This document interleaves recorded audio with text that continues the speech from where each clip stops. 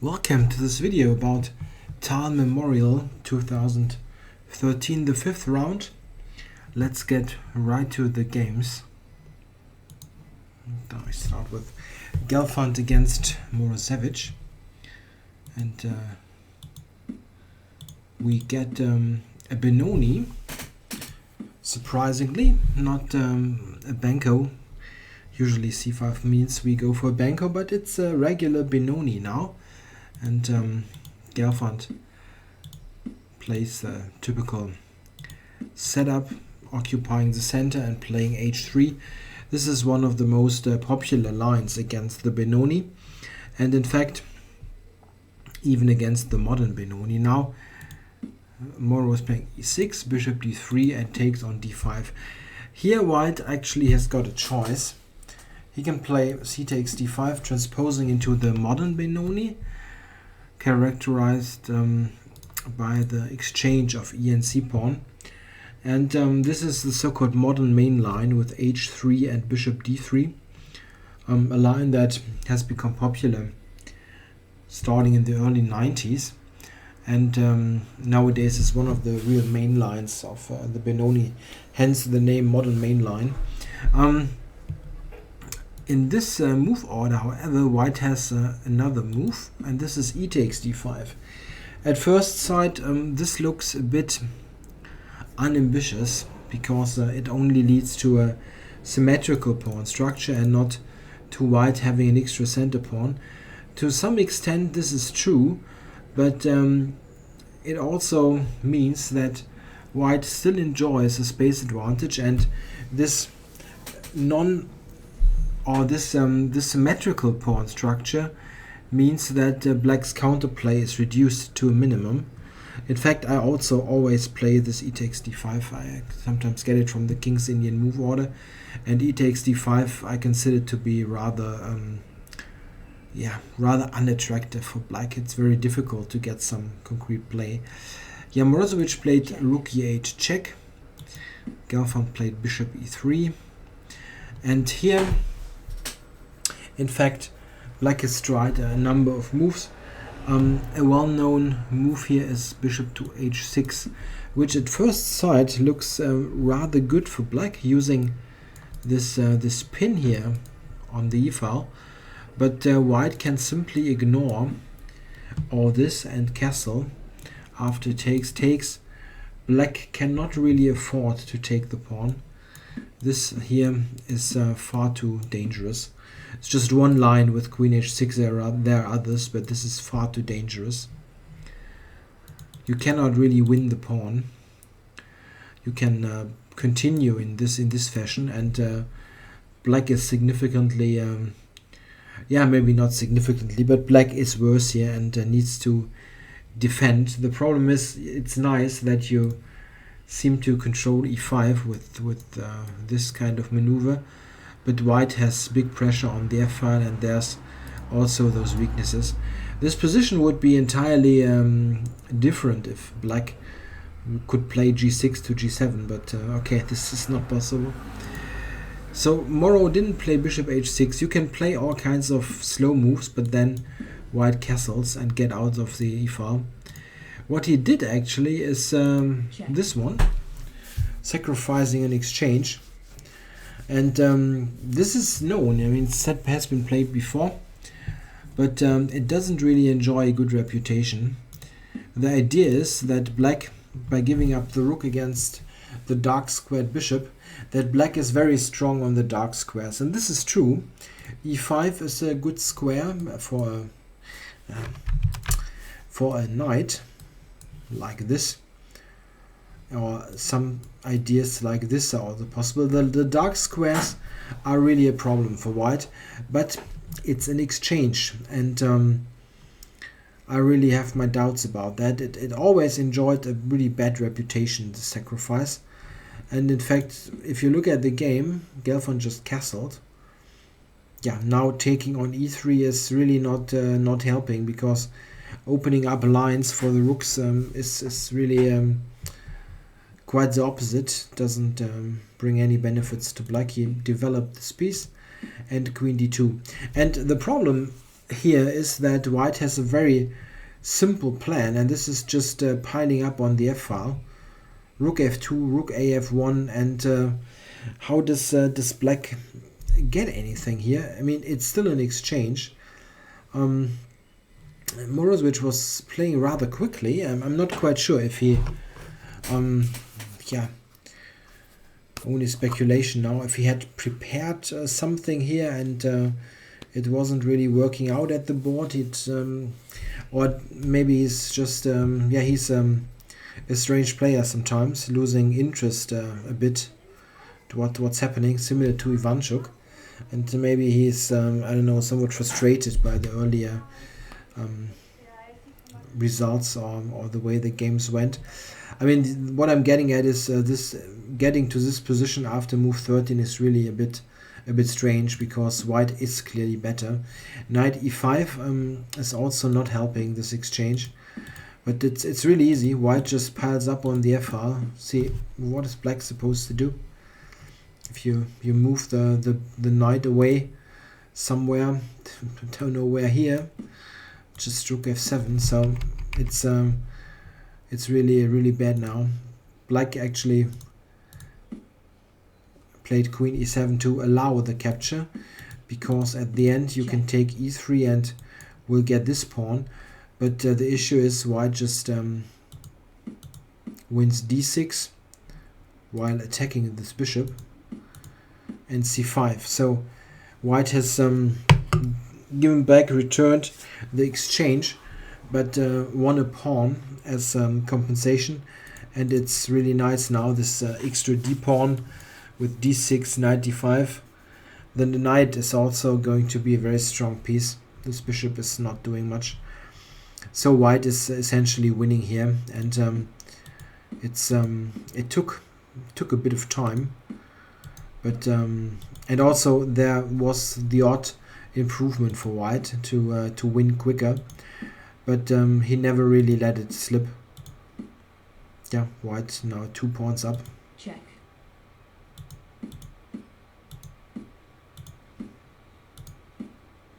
Yeah, this was the final stroke in this game. Black should try to defend against rook f5, which he failed to do, but it really didn't matter much. Rook f5 and d7. Now the d pawn is the issue.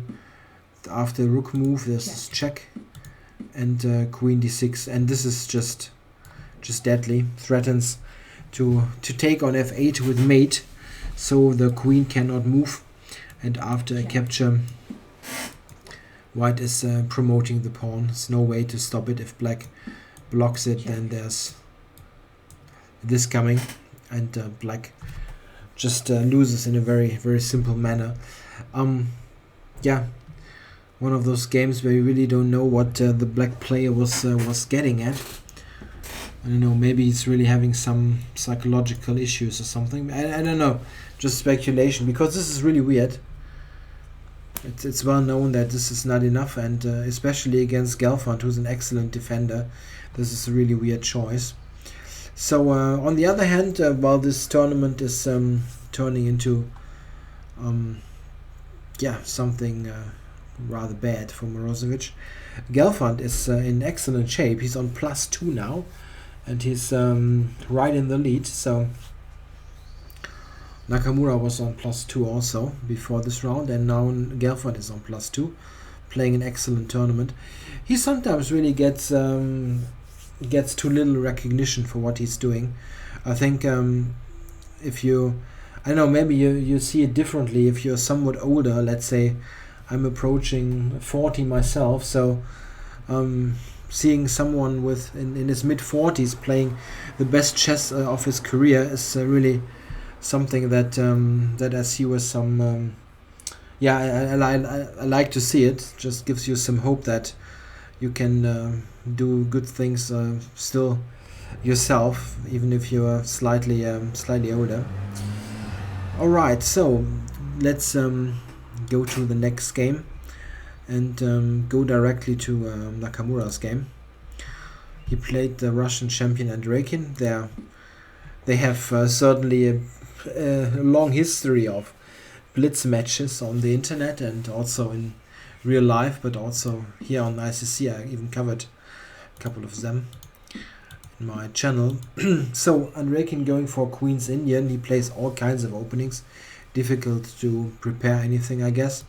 And Nakamura plays the Petrosian variation with a3. This is designed to prevent bishop b4, of course. So white's idea is to go knight c3 and then occupy the center. White usually does not fianchetto. If he intends to do that, he usually does that right away. a3 signals, okay, I'm going to play in the center with my pawns. Bishop b7, and now Nakamura played bishop f4. And to be honest, I never saw this move before. It's really rare. It's not a novelty, but it's really rare. The normal continuation here is knight c3, as mentioned, to prepare this d5 move. And here black has various replies, the main one being d5 to stop d5 by white and get some foothold in the center. This bishop f4 move, however, is certainly not bad. I mean, it develops a piece, and white will continue in this way. You could ask, why play a3 and then bishop f4? Why not bishop f4 yourself? At first. You can do that. It's a viable line. The one problem is that after bishop b4 check, I think it's a bit awkward for white. Play this move, then pieces are somewhat cluttered. White normally plays knight f to d2 here, and doesn't really reach much. I think actually I screwed up the move order. It's like this, and now this check. Now knight bd2 can be answered with this, amongst others. Yeah, what I'm getting at, a3 is sort of useful for this setup, preventing bishop b4. But Andreikin goes a completely different direction. He plays d6.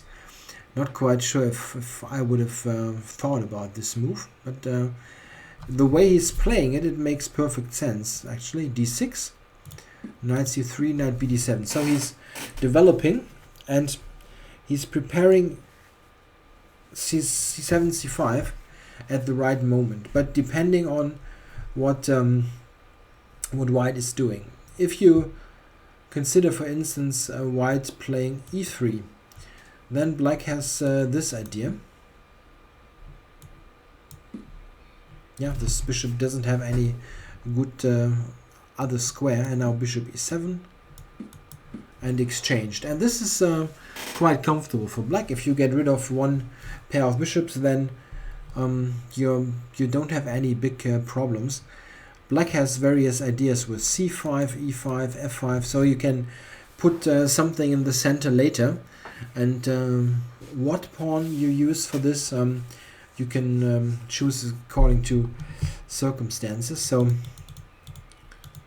e3 is avoided, and Nakamura plays queen c2, which means that after this move, white could also just retreat and maybe even play g4 next. So queen c2 has a point. It's directed against knight h5, and now Andreikin plays c5. So it's all very logical. Queen c2 left the d file, so c5 now is an interesting move, because d5 is met by this winning a pawn. It's not entirely clear. If you know the Queen's Indian a bit, you know that those kind of sacrifices are sometimes an idea, but it is a pawn, so black could take that, and this means white does not really want to play d4, d5 and sacrifice.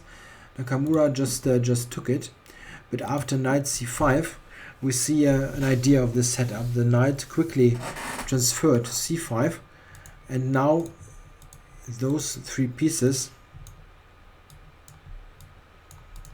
are all controlling the e4 square, and this means that white has a really hard time to make any headway here. He played a very logical normal moves, rook d1, e3. Yeah, all this is very, very normal. And knight c4. Black is glad to get rid of one pair of minor pieces, so that you can get more room for your maneuvers.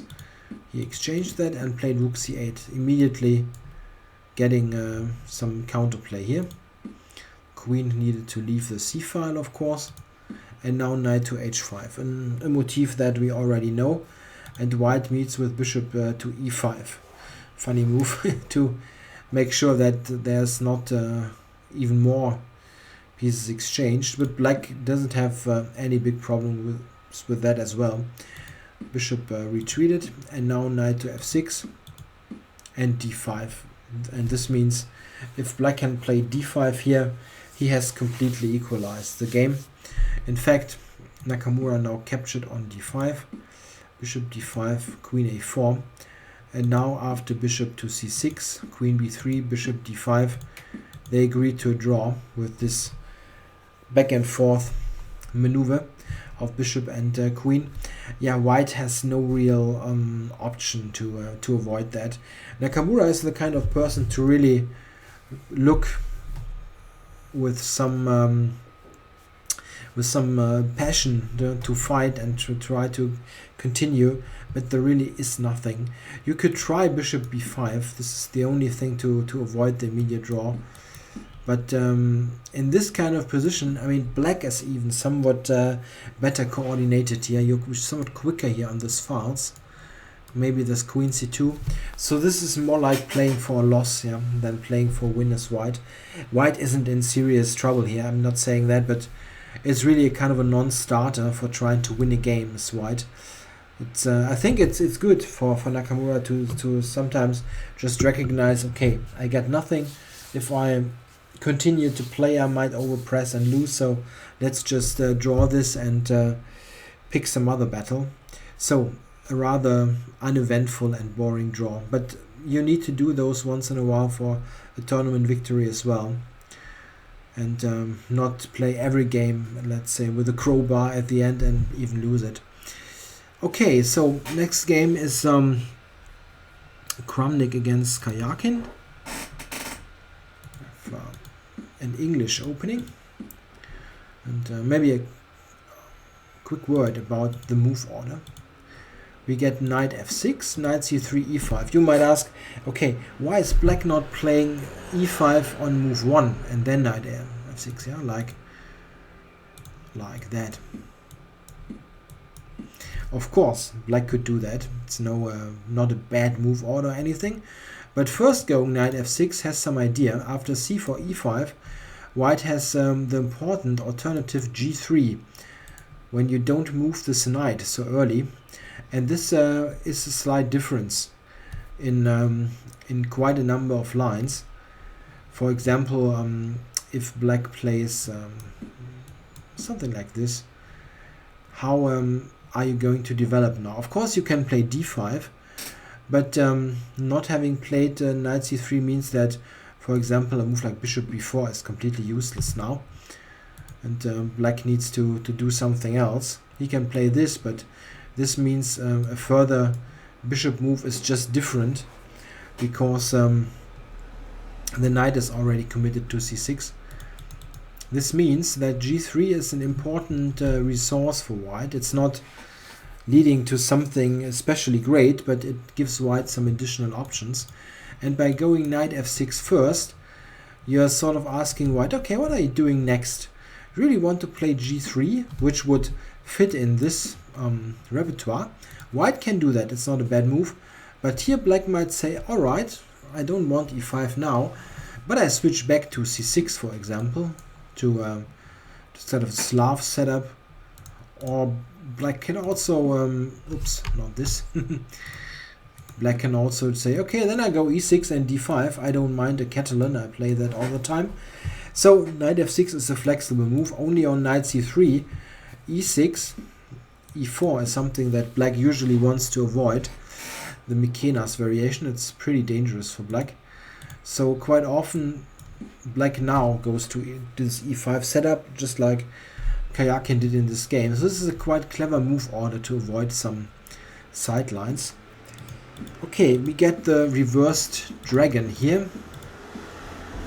Yeah, note that black needs to retreat here. He cannot keep the knight on d5 after a move like bishop e7. There's this tactical trick, winning a pawn. Yeah, just like that. Check. Or that, it doesn't matter, it's just a pawn. So knight b6 needs to retreat. Castles and bishop e7. Yeah, this knight retreat from d5 to b3, this is forced. Yeah, this is actually the reason why this setup enjoys some popularity among white players, because the reverse dragon tempo, okay, tempo is nice, no? But here it's not just the tempo, but it's also black being committed to retreat this knight so early. So this is really a rather good version of the dragon and with reversed colors. But this still means that white is not necessarily better. Black, as you can see, has got very nice and harmonious development. Here in this position, white's by far main move is b4. This has been established as the main line of the reverse dragon for quite a number of years, but it has been played so often. People want to play something else once in a while, and Kramnik plays bishop to e3, which is a fairly normal place for this piece in the reversed version, where black is playing the dragon. It is very often the intention to exchange this on c5 after a preparation like rook c1, rook c1, knight e4, bishop c5, or knight c5 even. So this is the square c5 where white's pieces are aiming at. Knight d5, trying to simplify.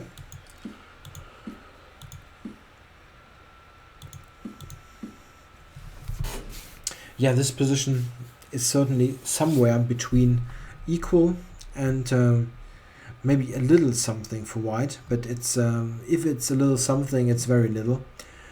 It's simply the problem is black's position doesn't really have a substantial weakness that you can attack. Maybe the c7 pawn, but this is blocked by the bishop and not easy to attack. And yeah, while black is not being able to do much, it's a bit of the same for white. White has a hard time to really get something going. f6 and knight d2. Yeah, this is not really ambitious, but what else? Took, check, and f3. And white is still banking on the c file, of course. Yeah, rook c8. This is a good move, protecting the potential weakness and intending a regrouping, and maybe play c7, c6, and after that it's pretty much secured on the queen side. Of course, it's a matter of timing. You cannot say that for all possible positions that rise, but knight d8, e6, c6 is a good maneuver in general. So got a queen trade, and the knight in fact does the regrouping. White in the meantime has played f4 and black took, so we have a position where white has got some good pawns in the center, but he also has got 3 pawn islands while black has got 2, so black's structure is exceptionally solid. Yeah, intending to get some counterplay on the queen side. Yeah, black is attacking here while white is attacking on b7, and in fact we get a trade now of those 2 weaknesses. Check. And yeah, what can you say? This is very, very drawish, and in fact it ended in a draw. just a couple of moves later. It's very hard to recommend something great here. There's simply not much going on. They shuffled around a bit and traded a further piece pair. It's simply nothing going on here. It is very drawish, and there's no way to even set up a trap or something. It's just very drawish. All right, so Kramnik with a second draw, trying to get some points. He's still on last place in this field, amazingly. Okay, next game is Mamedyarov against Caruana. Yeah, let's have a look. Mamedyarov plays d4 like he usually does, and we get a Slav. This is slightly surprising. I mean, this is one of the openings that Caruana is playing, but he's more regularly employing sharper openings. Yeah, usually he plays somewhat sharper, but if you have lost 2 rather bad games with white, you probably want to be more solid. And solid is exactly what comes to mind if you look at this. Here, also, Caruana could play e6, go to the semi-Slav, which can get rather sharp, of course. Oops, now this was a bit too much. Instead, he went g6, going for the Schlechter variation. After Karl Schlechter, the German World Championship challenger, who was very close to becoming world champion by beating Lasker in the 1915, 16, 17, somewhere around that. Was very close. This line of the Slav, it's a bit of a mixture between the Slav and the Grunfeld. You play this fianchetto, but you have the Slav kind of structure.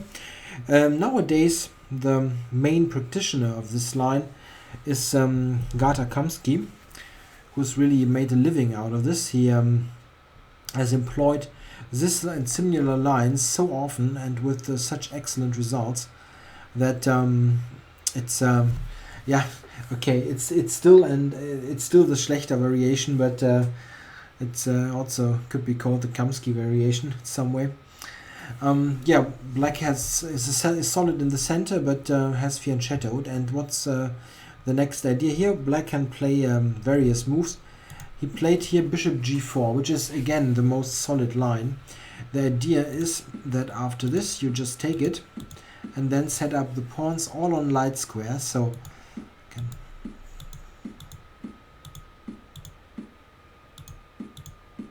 yeah, very logical. Both sides have centralized the rooks, developed pieces.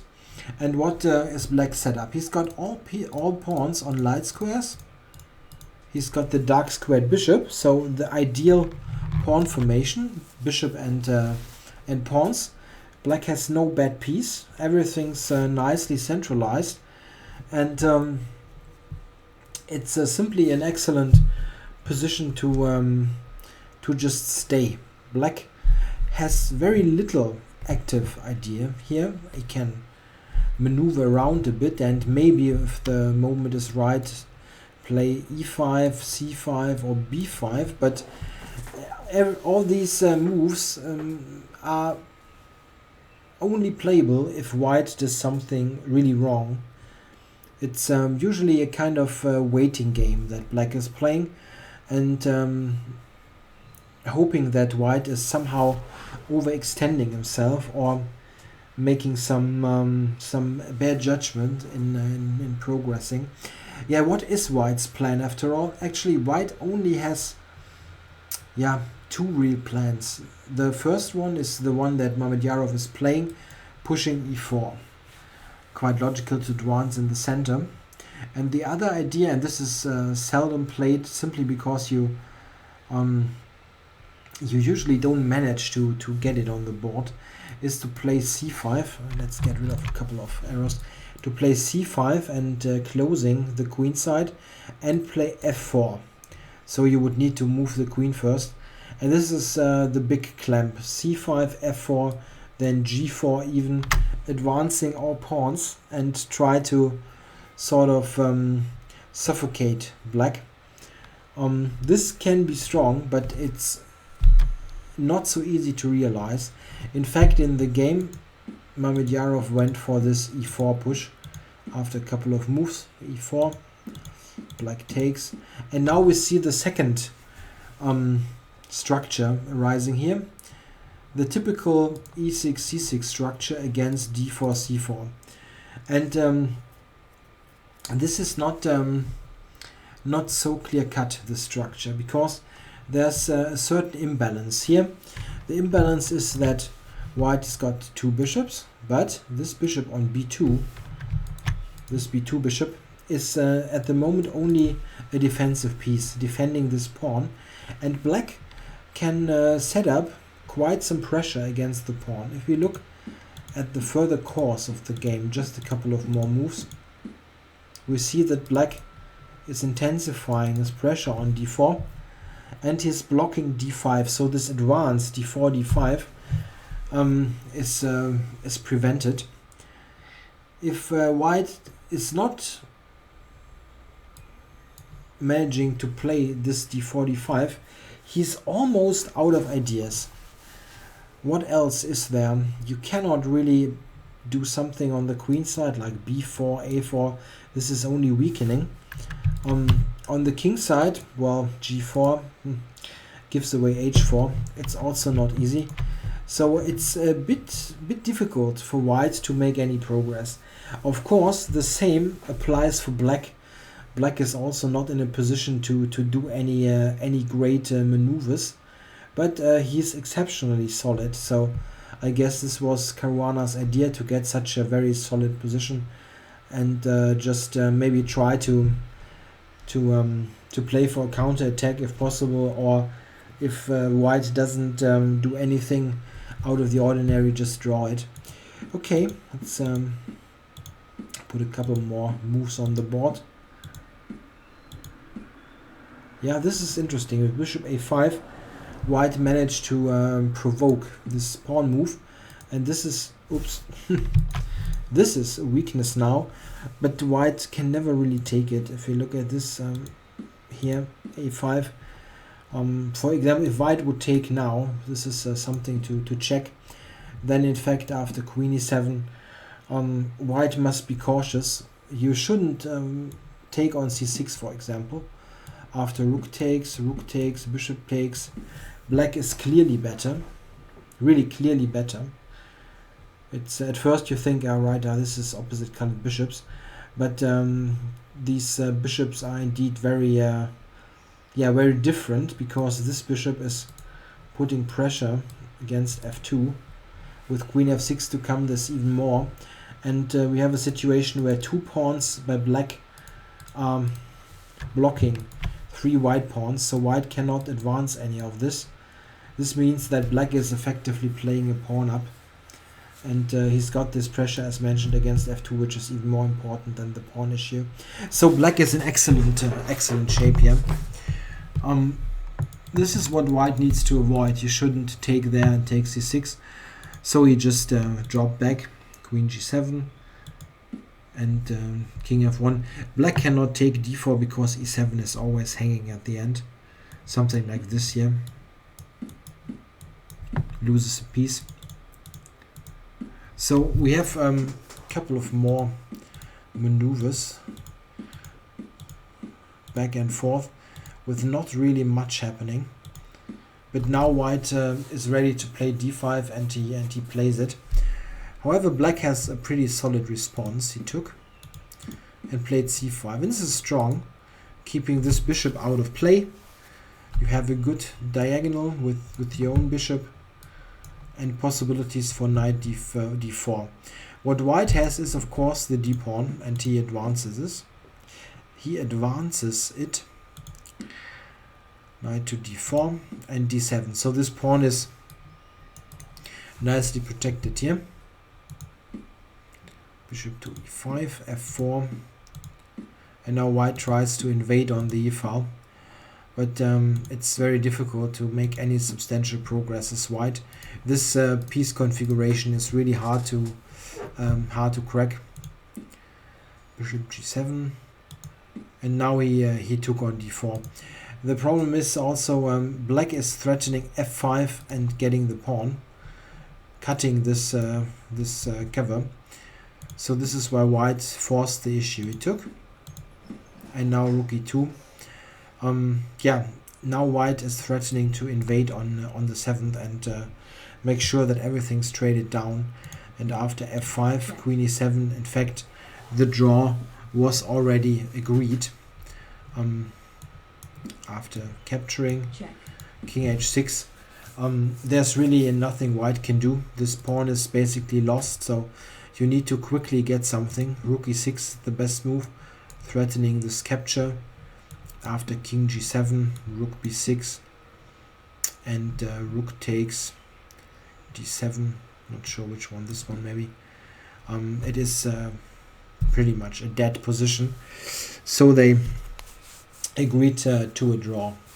Not very exciting, but this line of the Slav can be a very, very good choice if you just want to stay solid and have a relatively easy to play game. You just look at this. It's very easy. Put everything on light squares and await developments. If white plays e4, you capture, and then you put pressure on the d pawn and make sure that you have some good reply to d4, d5. I'm not saying that this is a draw or anything, but it's if you really don't feel up to a very complicated game, then this kind of opening is very useful to know, because you can, even in not so great shape, you can put up a decent position and fight at least for half a point. Yeah. Okay, so we have looked at 4 or 5 games now, and of course this round had a big one with Carlsen against Anand, the World Championship match contenders. And this is the last game that they play before the match, and this is always of some psychological importance, of course. Let's see what happened. Carlsen playing d4, and we get a Nimzo. It's not a big surprise, but Anand is had usually played other openings against Magnus. Usually Carlsen also tried e4, so a bit of something else here. The Slav is also one of Anand's main weapons, but okay, we got the Nimzo. e3, castles, and knight e2. Yeah, this is the so-called Reshevsky variation, named after Sammy Reshevsky, the American world-class grandmaster. Knight e2, of course, intends to capture on c3 without any damage to the pawn structure. Here black has more than one interesting move. He played d5. This is the main line, and Carlsen played a3. After which black has a choice. He can go to d6 or e7. Capturing would help white. It speeds up white's development. You can easily develop and castle, and white has got 2 bishops without any harm to his pawn structure, so black usually just retreats. He went to e7 in this position here, in this game. There's also this move. This is in fact interesting. The bishop is somewhat more active, but it allows c4, c5 with the tempo, and this is not to everyone's taste. This is also allowing this idea, but this is entirely different. Okay, bishop e7 was played, and now Carlsen took on d5. Yeah, here Anand recaptured with the knight. This is in fact a line I don't know so well. I have some knowledge about this because I have studied the structure for the upcoming book that I'm working on. I'm working on this Bogo and Nimzo Indian book, and I needed to do something against the Rubinstein as well. Some recommendation, and I had to look at this structure, which in fact I believe is perfectly alright for black with e takes d5. It usually leads to a very long, complicated maneuvering battle. That means it's probably equal, just in a mathematical sense, that there's no proven edge for white, but it's also something that will lead to a fight, because all pieces are on, and white can do long-term plans that are really enterprising. I just give one example. White, for example, can go h3 in this position, which looks a bit curious at first, but it has got some idea. Let's say black plays c6, then white goes g4. This was the idea. And white's idea is to play bishop g2. And even later, after castles, play f3, e4, e5, and so on. So it's sort of a full-scale assault. It's just developing like in a slow motion sequence. It takes a while, but then it's really coming. It's not like you have sometimes in those open positions where everything's fireworks from the get-go. Here white takes a while to build up.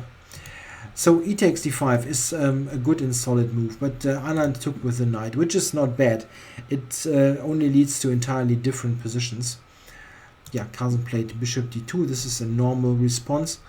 The idea is to have this bishop takes c3 recapture, which can come in handy. Yeah, Anand played knight d7 here.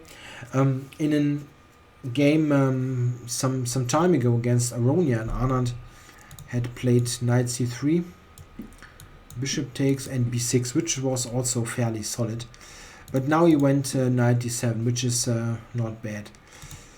g3 and now b6, and this I found slightly surprising, because this is in fact known from an by now rather old game between Ruslan Ponomaryov and Kramnik. In this game, this capture was played. Bishop g2.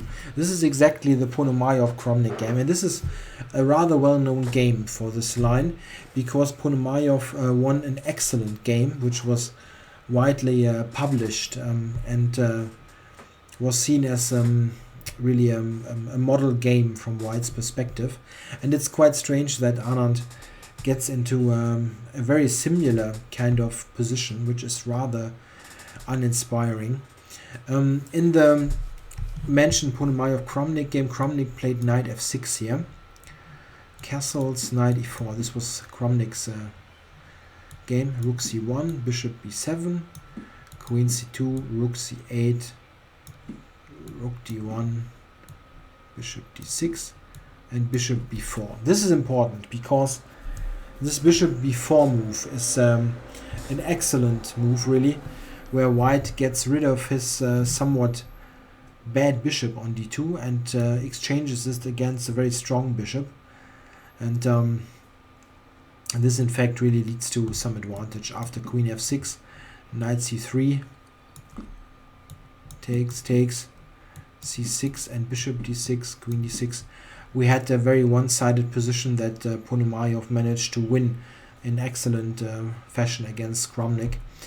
So I demonstrated the whole game, almost half of the game. But the thing is, you need to be aware that this is really a well-known game. And the strange thing is, look what happens in this game. Anand plays bishop b7 and bishop b4. So Carlsen obviously knew the game and went for a very similar idea. And just as in this earlier game of Kramnik's, it's not really nice for black. Let's have a look. Knight f6 was played, castles, and rook e8. Here black could have tried c5, which is interesting, of course, but after this white should be somewhat better. Knight f4 is a key move to increase the pressure on d5, and this bishop is very strong on the long diagonal. Exactly what white wanted. Please also note that, of course, taking is really bad. White can recapture, and those two pawns do an excellent job of preventing c7, c5, and this means that white will have pressure on the c file and the a file. Very one-sided play here. Black should avoid this like the plague. Yeah, he played rook e8 as mentioned. rook c1, and now c6. So Anand is playing in a really somewhat timid fashion. It's not like I hope I'm back now. I had a slight technical hiccup, so I was just saying that Anand is somehow playing this very passively, and yeah. But I'm not really sure what to recommend. Okay, Carlsen exchanged, and after this here, rook e1. This is getting out of this diagonal and prepares in the long run to do something with e4. We'll see this later. Here, Carlsen in the press conference pointed out the possibility of going knight e4, knight f4, knight d6, which in fact looks like a good idea. This knight is very often nicely placed on d6. This has at least the virtue of making it very difficult for white to play b2, b4, because this invites the knight right on g4 or right to g4.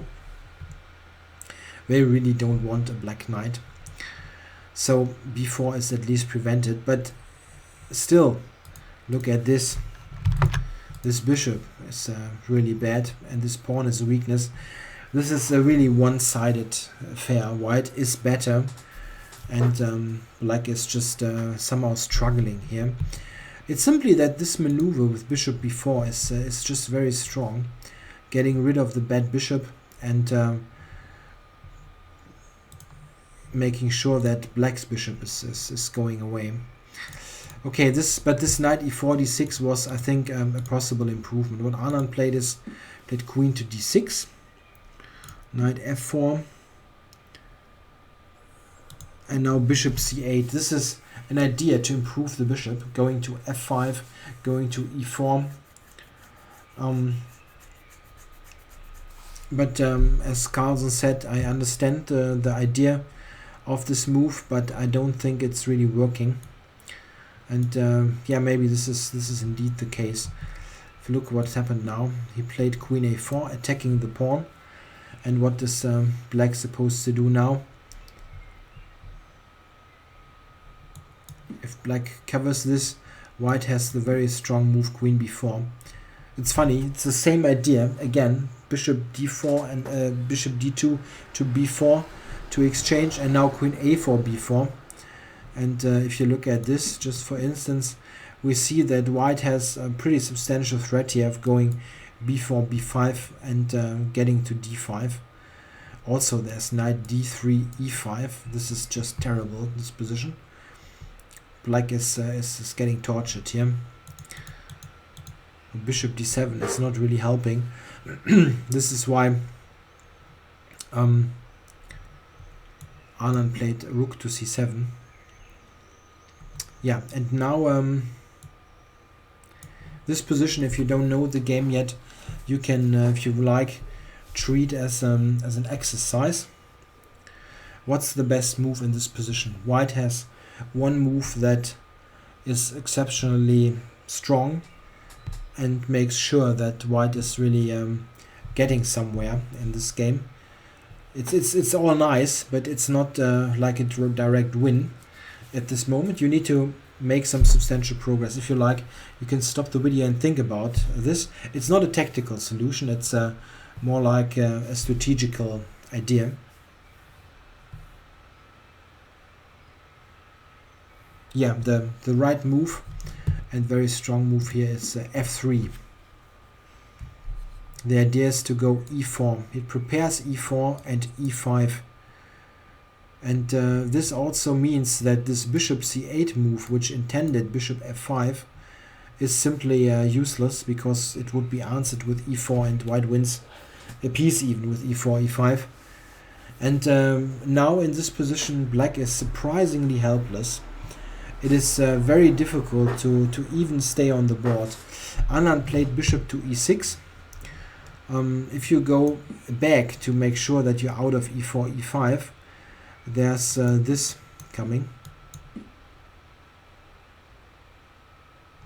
For example, something like this, or even e5 is excellent for white. You see that this little f3 move really made sure that all white's pieces are flowing forwards. f3, e4, e5, everything's active now. So excellent play. No, but he didn't play queen to d8. It's really a frustrating move to play. Anand played bishop to e6, and of course e4. This was the idea.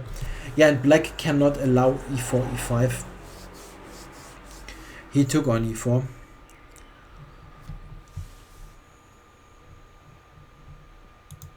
Took and played queen to d7. But this in fact is met with a direct answer. If you like, you can again look at this for a while, pause, hit the pause button and look for the right move.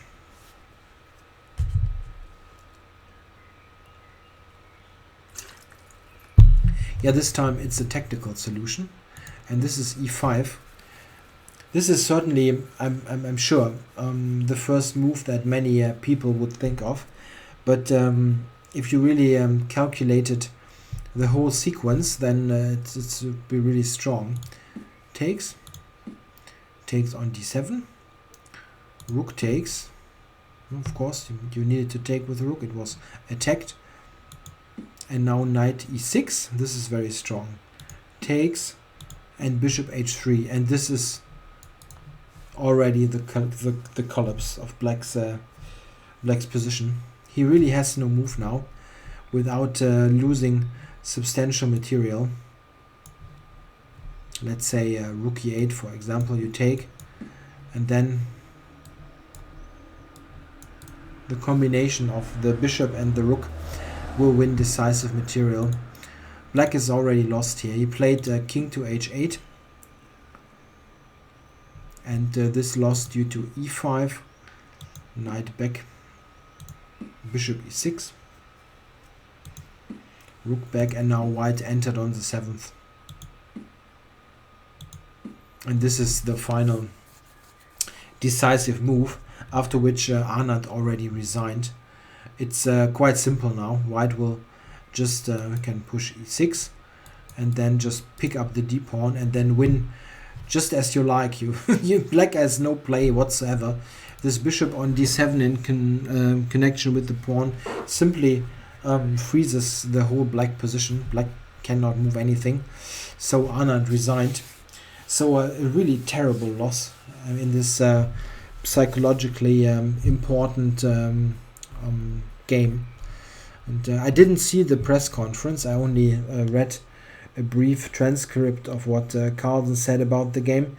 But I read that Anand was very frustrated, obviously, after the game. Yeah, certainly not great to lose like this before the match, but maybe there's some side effect that maybe Carlsen is getting too optimistic or something. I don't know. Just for his sake, I hope that's not happening. I mean, because Anand will certainly put up a big fight in India. Pretty sure about that. So what does this mean in terms of the tournament? Yeah, in fact, we have Nakamura still leading with +2, together with Gelfand with +2 is playing an excellent tournament, and now Carlsen with this important win in a meta sense, not just for the tournament. Carlsen is also back in the hunt with +1 on the shared third place with not quite sure. I think Mamedyarov is also on +1. Okay, thanks for watching. I hope you enjoyed the video. Some games weren't so interesting, but I think the Carlsen Anand game had some quite interesting moments and produced a nice visual finish here. Thanks for watching. I'll be back tomorrow with round 6 coverage.